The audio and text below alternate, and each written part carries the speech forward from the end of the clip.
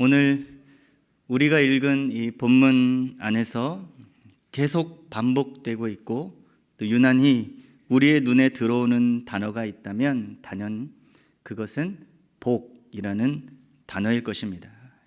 2절에 모든 복이 너에게 임하며 너에게 이를 것이다 라고 이야기하고 있는데, 이 원문의 의미는 무수한 그 복들이 너를 찾아오고 너를 따라다닐 것이다, 그렇게 이러한 뜻이라고 합니다. 이어서 이어지는 3절부터 6절까지 원래는 각 문장마다 첫 시작하는 문구는 동일합니다. 복이 임할 것이다 라는 문구로 시작이 된다고 합니다. 이 부분을 원문의 형식대로 제가 조금 바꿔서 읽어보겠습니다. 3절에 복이 너에게 임할 것이다 성읍에서, 복이 너에게 임할 것이다 들에서도. 4절에 복이 임할 것이다 너의 자녀, 토지소산, 가축의 새끼, 소와 양의 새끼들에게. 5절에 복이 임할 것이다 너의 광주리와 떡반죽 그릇에. 6절에 복이 너에게 임할 것이다 들어올 때에, 복이 너에게 임할 것이다 밖에 나갈 때에도. 하나님은 이제 요단강을 건너 가나안 땅으로 들어갈 이스라엘 백성들에게 유난히 그 땅에서 복이 임하게 될 것이다, 너희에게 복이 임할 것이다 라는 것을 계속 강조하고 계십니다. 이 복이라는 것은 제가 또 여러 번 강조하기도 하지만 하나님께서 창조 때부터 우리에게 주시고자 했던 선물입니다. 창세기 1장을 보시면 하나님은 사람을 만드시고 그 사람을 먼저 복되게 하셨습니다. 하나님은 창조의 정점에서 인간을 창조하셨습니다. 모든 피조물을 완벽하게 만들어 놓으시고 완성하시고 그 피조물을 사람에게 선물로 주셨습니다. 만약에 이렇지 않았다면 정말 난감했을 것 같습니다. 아담을 먼저 창조하시고 어느 날 하나님께서 깨우십니다. 아담아, 산과 골짜기를 좀 만들어야겠다. 삽 들고 와서 흙 좀 푸기 시작하자. 어느 날 또 깨우십니다. 오늘은 바다와 호수를 만들어야겠다. 너도 좀 도와라. 가서 물 길어다가 이 바다를 좀 채워보거라. 이렇게 했다면 정말 난감했을 것 같습니다. 그러나 이런 것이 아니라 더 이상 손댈 필요가 없는, 더없이 완벽한 창조를 하나님께서 온전히 이루어 주시고 아담에게 주시면서 이것을 다스리라고 하나님께서 말씀하셨습니다. 즉 우리가 명령을 잘 수행하면 그때에서 복을 받는 것이 아닙니다. 하나님은 먼저 사람을 복되게 하셨습니다. 복으로 가득 채우셨습니다. 그리고 사명을 말씀하셨습니다. 우리는 복을 받음으로, 그리고 그 받은 복으로 인해 하나님의 일을 잘 감당할 수 있게 되는 것이 우리의 삶의 순서인 것입니다. 이것을 달리 말한다면, 만일 나에게 사명이 분명히 있다면, 우리에게 해야 할 하나님의 일이 분명히 주어져 있다면 하나님이 이미 우리를 복되게 하셨습니다. 모든 신령한 복으로 이미 우리를 가득 채워놓아 주셨다는 의미가 되는 것입니다. 하나님께서 아브라함을 처음 찾아가실 때에도 복을 먼저 약속해 주셨습니다. 내가 너로 큰 민족을 이루고 너에게 복을 주어 너의 이름을 창대하게 하리니 너는 복이 될 것이다. 하나님은 복을 말씀하셨습니다. 시편의 첫 시작 1편 1절도 복 있는 사람은 이렇게 시편이 시작합니다. 마태복음 5장에 예수님께서 산에서 처음 제자들과 백성들에게 가르치심을 시작하실 때에도 예수님이 선포하셨습니다. 심령이 가난한 자는 복이 있을 것이다. 애통하는 자는 복이 있을 것이다. 온유한 자는 복이 있을 것이다. 의에 줄이고 목마른 자는 복이 있을 것이다. 복에 대한 가르침으로 시작하셨습니다. 하나님은 당신의 백성들이 약속의 땅, 그 가나안 땅에서 복받은 존재로, 복된 존재로, 더 나아가 복되게 하는 존재로 살아가기를 원하셨습니다. 예수님 안에서 거듭난 우리들 또한 마찬가지입니다. 사랑하는 여러분, 하루의 아침을 충만한 복으로 시작을 하고 또한 충만한 기쁨과 그 감사로 하루의 저녁을 마무리 지을 수 있다면 얼마나 좋을까요? 이렇게 상상을 해보니 너무나 소망이 되고 기대가 되는 것입니다. 오늘 본문에 약속된 이 풍성한 복들을 우리는 어떻게 놓치지 않고 이것들을 온전히 누릴 수 있을까요? 우리는 어떻게 해야 복된 존재로, 복되게 하는 존재로 살아갈 수 있을까요? 오늘 본문 안에서 우리가 놓치지 말아야 할 근본적인 두 가지를 같이 살펴보기를 원합니다. 첫 번째, 우리는 우리의 존재됨, 우리의 정체성에 대한 자각을 올바로 해야 합니다. 오늘 본문 1절과 2절에 보시면 눈여겨보아야 할 표현이 있습니다. 제가 읽어볼 테니 한번 같이 찾아보시면 좋겠습니다. 찾아보라고 했는데 색깔로 돼 있네요. 그래도 찾아보시기 바랍니다. 네가 너의 하나님 여호와의 말씀을 삼가 듣고 내가 오늘 너에게 명령하는 그의 모든 명령을 지켜 행하면 너의 하나님 여호와께서 너를 세계 모든 민족 위에 뛰어나게 하실 것이라. 네가 너의 하나님 여호와의 말씀을 청종하면 이 모든 복이 너에게 임하며 너에게 이르리니. 3번 반복되는 표현이 있습니다. 그것은 너의 하나님 여호와입니다. 이 약속을 받고 있는 자들은 누구일까요? 하나님의 백성들입니다. 하나님께서 그들의 하나님 되어주신 그러한 자들입니다. 한번 저를 따라해 주시기 바랍니다. 여호와 하나님이 나의 하나님이십니다. 한 번 더 하겠습니다. 전능하신 하나님이 나의 하나님이십니다. 우리 한 번만 더 하겠습니다. 가나안의 주인이 바로 나의 하나님이십니다. 하나님은 신명기 7장에서도 말씀하셨습니다. 너는 너의 하나님, 너는 여호와 내 하나님. 제가 읽어드리겠습니다. 좀 바꿨네요. 너는 너의 하나님 여호와의 성민이라. 너의 하나님 여호와께서 지상 만민 중에서 너를 자기 기업의 백성으로 택하셨나니 여호와께서 너를 기뻐하시고 너희를 택하심은 다른 민족보다 수요가 많기 때문이 아니니라. 너희는 오히려 모든 민족 중에 가장 적으니라. 9절입니다. 그런즉 너는 알라. 오직 내 하나님 여호와는 하나님이시요 신실하신 하나님이시라. 아멘. 하나님은 강하고 큰 민족이 아닌 약하고 보잘것없는 한 민족을 택하셨습니다. 자기 스스로는 힘을 떨칠 수도 없고 설 수도 없는, 그러하기에 하나님은 당신의 위대한 권능을 바로 이러한 약하고 보잘것없는 이들을 통하여 나타내실 것입니다. 세상 속에서 아무것도 아니고 눈에 띄지도 않는 그 존재들을 우리가 읽은 1절 본문 말씀처럼 바로 그들의 하나님께서 모든 민족 위에 뛰어나게 하실 것입니다. 이 약속 앞에 서 있는 이스라엘 백성들은 잘 알 것입니다. 자신들이 어떻게 광야 40년을 지내왔는지, 그리고 그들 자신의 수준을 잘 알고 있습니다.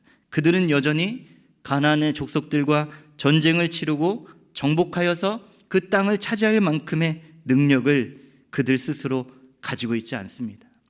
여전히 가나안 땅에는 그들보다 훨씬 세고 강한 그런 족속들이 가득합니다. 또한 가나안 주변에는 강대한 나라들이 있습니다. 아래로 애굽이 있습니다. 위로 아람과 아수르가 있습니다. 또한 바벨론이라는 나라가 등장할 것입니다. 이러한 크고 강대한 나라들의 틈바구니에서 이스라엘은 살아야 했습니다. 즉 그들이 들어가야 할 가나안 땅에서도 이스라엘 백성들은 여전히 하나님이 필요한 하나님의 백성들인 것입니다.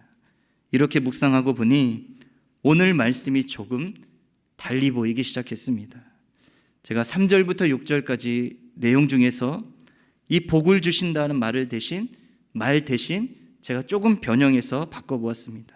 한번 들어보십시오. 네가 하나님이 허락해 주신 성읍에서 살려면 복이 필요할 것이다. 일하는 들에서도 너에겐 복이 필요하다. 내 몸의 자녀, 너의 토지 소산, 너의 짐승의 새끼들에게도 하나님의 복이 필요하다. 너의 광주리와 떡 반죽 그릇에 반드시 담겨야 할 것은 하나님의 복이다. 네가 들어올 때, 그리고 네가 밖으로 나아갈 때 하늘에서 임하는 그 복이 없다면 너는 아무것도 아닌 존재다. 우리도 마찬가지입니다. 아침에 일어나 하루의 삶을 시작할 때 우리에게 가장 필요한 것은 하늘에서 주시는 은혜입니다. 중대한 일을 앞두고, 아니 하루의 소소한 일상들에서도 나는 여전히 도우심이 필요한 존재입니다. 불완전하고 모든 상황을 헤쳐나갈 수 있으려면 나는 하나님이 필요합니다. 부부관계, 자녀관계, 모든 순간에, 모든 삶의 자리에 나에게 필요한 것은 하나님의 은혜이고 하나님이 반드시 필요합니다. 바로 하나님이 나의 하나님 되시면 내 삶의 자리가 달라집니다. 오늘 본문 후반부에서 모세가 이야기합니다. 너의 하나님 되신 그 하나님께서 바로 너에게 모든 자리에서 복을 베풀어 주실 것이고, 너의 하나님께서 너를 위하여 대적들과 싸울 것이고, 너의 하나님께서 너를 위하여 하늘을 열어주실 것이다. 이렇게 모세는 선포하고 있습니다. 우리는 여전히 부족하고 약한 존재입니다. 그래서 잊어서는 안 됩니다. 연약한 우리가 연약하기에 위기를 만나게 되고 어려움을 통과할 수밖에 없지만, 바로 이때가 우리는 하나님을 경험하는 시간이 되고 하나님을 만나게 되는 시간이 되고 살아계신 하나님을 나타내는 자리가 될 것입니다. 1절에 보시면 하나님께서 이스라엘을 모든 민족 위에 뛰어나게 하실 것이라고 말씀하셨습니다. 이 뛰어나다라는 단어는 지존하시다라는 단어입니다. 지존하신 하나님을 찬양할 때 사용했던 단어입니다. 바로 지존하신 하나님께서 당신의 백성들을, 아무것도 아닌 그 존재, 그 백성들을 이 세상 위에 지존하게 만드심으로 지존하신 그 하나님 자신을 드러내게 하실 것입니다. 그리고 사랑하는 여러분, 이러한 은혜는 바로 하나님께서 나의 하나님 되실 때 가능할 것입니다. 이 사실을 믿는 우리 모두가 되시기를 주님의 이름으로 축원합니다. 오늘 본문을 묵상하면서 저는 예수님의 제자 도마의 이야기가 생각이 났습니다. 부활하신 예수님은 당신의 살아나심을 계속 의심했던 제자, 도저히 믿지 못하고 있었던 제자 도마를 도마 때문에 다시 따로 찾아와 주셨습니다. 그리고 도마에게 말씀하셨습니다. 너의 손가락을 이리 내밀어라. 그래서 내 손을 보아라. 너의 손을 내밀어서 나의 옆구리에 넣어보아라. 그리고 믿음 없는 자가 되지 말고 믿는 자가 되어라. 그때해야 도마가 예수님께 대답합니다. 바로 당신이 나의 하나님이시고 당신이 나의 주님이십니다. 나를 위하여 고난당하신, 그리고 나를 위하여 죽임당하신 예수님의 십자가, 그리고 사망을 이기시고 부활하신 그 영광의 주님을 인정하는 것, 그것이 바로 우리에게는 그 예수님을 나의 주인으로 인정하는 것입니다. 바로 그것이 우리의 믿음의 시작입니다. 우리의 주님은 연약하고 죄 많은 우리를 내버려 두시지 않으시고 찾아와 주셨습니다. 예수님의 십자가와 부활로 하나님은 우리의 하나님 되어주셨고 나의 하나님 되어주셨습니다. 예수님 안에서 거듭난 우리는 존재 자체가 바뀌었습니다. 거듭난 우리는 하나님이 반드시 필요한 자들입니다. 우리는 하나님 없이는 살아갈 수 없는 존재들입니다. 그 대신 우리는 창조주 하나님, 그 하늘의 하나님, 온 땅의 주인이신 그 전능하신 하나님이 나의 하나님 되어주셨습니다. 그러면 우리는 전부를 얻은 것과 마찬가지입니다. 반대로 그 하나님을 잃으면 우리는 전부를 잃게 되는 것입니다. 이 사실을 기억하며 하나님께서 나의 하나님 되어주신 그 은혜에 감사하며 다시 새롭게 되고 이 복됨을 잃지 않고 전진해 나가는 우리 모두 되시기를 주님의 이름으로 축원합니다. 두 번째, 하나님의 말씀이 우리의 삶의 기준이 되어야 합니다. 우리 1절 말씀을 제가 세번역 버전으로 다시 읽겠습니다. 1절 말씀입니다. 당신들이 주 당신들의 하나님의 말씀을 귀담아 듣고 내가 오늘 당신들에게 명한 그 모든 명령을 주의 깊게 지키면 주 당신들의 하나님이 당신들을 세상의 모든 민족 위에 뛰어나게 하실 것입니다. 이스라엘 백성들이 귀담아 들어야 하고 이스라엘 백성들이 주의 깊게 지켜야 할 것, 그것은 바로 하나님의 말씀입니다. 이것은 단순히 행동의 차원이 아닌 우리의 전 존재의 영역, 삶의 전 영역, 우리의 생각, 언어, 가치관, 행동의 모든 기준이 하나님의 말씀이어야 함을 이야기하는 것입니다. 여러분, 사탄은 하나님을 방해할 수 없습니다. 하나님을 막을 수 없습니다. 그러나 할 수 있는 것이 있다면 하나님의 말씀에 집중하지 못하도록 우리를 어지럽힐 것입니다. 우리의 마음과 귀와 눈을 가리고 어지럽힐 것입니다.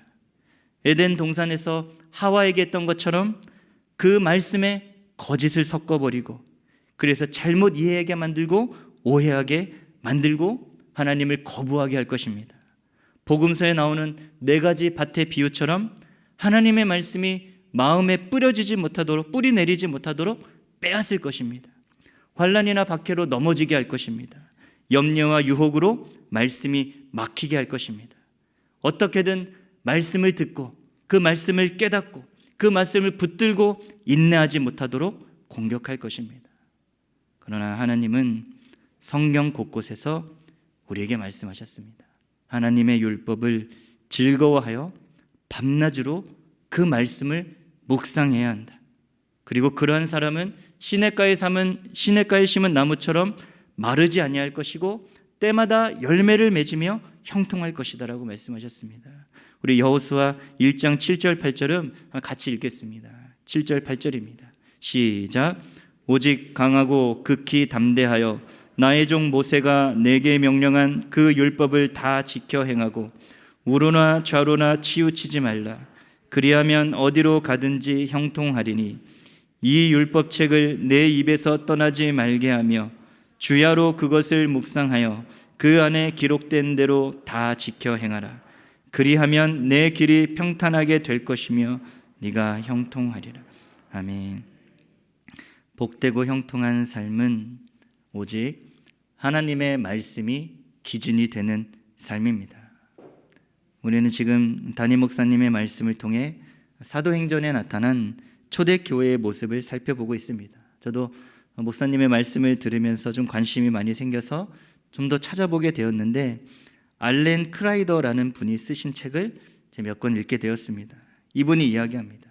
초기 300년간 로마 제국의 그 극심한 박해 속에서도 어떻게 폭발적으로 교회가 성장할 수 있었는지, 가장 중요한 요인 중에 하나, 그것은 바로 믿는 자들의 그 삶이라고 합니다. 이들의 삶이 비그리스도인들에게 너무나 큰 매력을 주었고 영향을 주었다고 합니다. 아무리 예수를 믿는 것이 힘들고 고통스러워도 하나님의 말씀을 살아내고 그 말씀을 붙들고 지켰던 그들의 삶 자체가 주위 사람들에게 큰 영향을 주었다는 것입니다. 그들은 일반인들 속에 섞여 있습니다. 눈으로 봐서는 모릅니다. 그러나 그들의 삶은 철저히 구별된 삶을 살았습니다. 예수를 믿으면 목숨을 걸어야 하지만 그럼에도 예수를 믿는 것이 자기 인생의 가장 큰 가치와 특권으로 여겼고 또한 어떤 가치관보다 하나님의 말씀이 자신의 삶에 제일 중요하고 능력이 있음을 삶으로 보여주었다고 합니다. 그들은 로마 경기장에서 처형을 당하면서도 서로 입맞추고 하나님을 기쁨으로 찬양했습니다. 오히려 자신을 죽이려는 자들에게 축복하고 예수를 증거했습니다. 하나님의 말씀이 기준이 되어서 거룩하고 순결한 삶을 살았습니다. 정직했습니다. 서로 용서했습니다. 가난하고 병들고 연약한 자를 지배하거나 이용하지 않았습니다. 더욱 사랑하고 섬겼습니다. 가진 것을 나누고 늘 기도로 성령 충만하고, 그래서 하늘의 능력과 도우심을 힘있는 삶, 그리고 죄를 이기는 삶, 바로 이러한 삶들이 그들을 바라보는 안 믿는 자들의 영혼에 질문을 일으키는 것입니다. 아니, 저 사람에게는 분명히 있는데 나에게는 없는 그것이 무엇인지, 내가 어떻게 해야 그것을 얻을 수 있는지, 저들이 사랑하고 전하고 있는 그 예수님을 어떻게 만날 수 있는지, 그 영혼의 근본적인 질문을 일으키는 그 삶을 믿는 자들이 살아냈다고 그렇게 이야기합니다. 사랑하는 여러분, 말씀이 기준되는 삶, 우리는 그 삶을 살아야 합니다. 그래서 우리에게 필요한 것은 다시 하나님의 은혜입니다. 어떤 은혜가 필요할까요? 우리의 마음을 늘 기경해 주시는 하나님의 은혜입니다. 성령께서 우리 안에서 역사하셔야만 합니다. 성령께서 역사하셔서 우리의 굳은 마음을 부드러운 마음으로 변화시켜 주시고, 우리가 그 말씀을 지켜 행할 수 있도록 우리를 붙들어 주시고 도우시는 은혜가 우리에게 반드시 필요합니다. 에스겔서 우리 36장 26절 27절인데요, 이거 마지막으로 같이 읽겠습니다. 시작.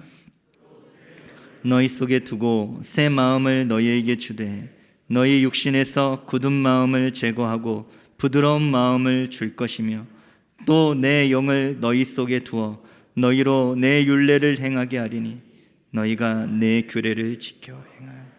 아멘. 이 은혜를 우리가 정말 소망하고 간구하기를 원합니다.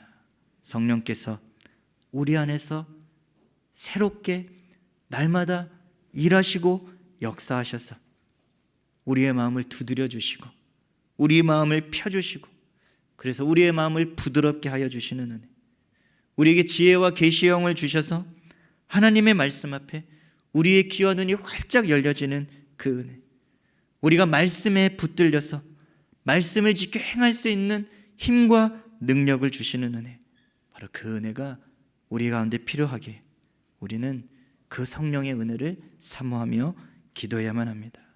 또한 우리가 진정 어떠한 존재인지를 깨달아야만 합니다. 하나님이 나의 하나님 되실 때, 우리의 하나님 되실 때 우리는 진정 그 복된 삶을, 복된 존재로서의 삶을 시작할 수 있습니다. 그렇게 우리의 소망은 오직 하나님이신 줄로 믿습니다. 더욱 하나님께 소망을 두고 하나님을 의지하며 하나님의 말씀을 살아내는 우리가 모두가 되기를 간절히 주님의 이름으로 축원합니다.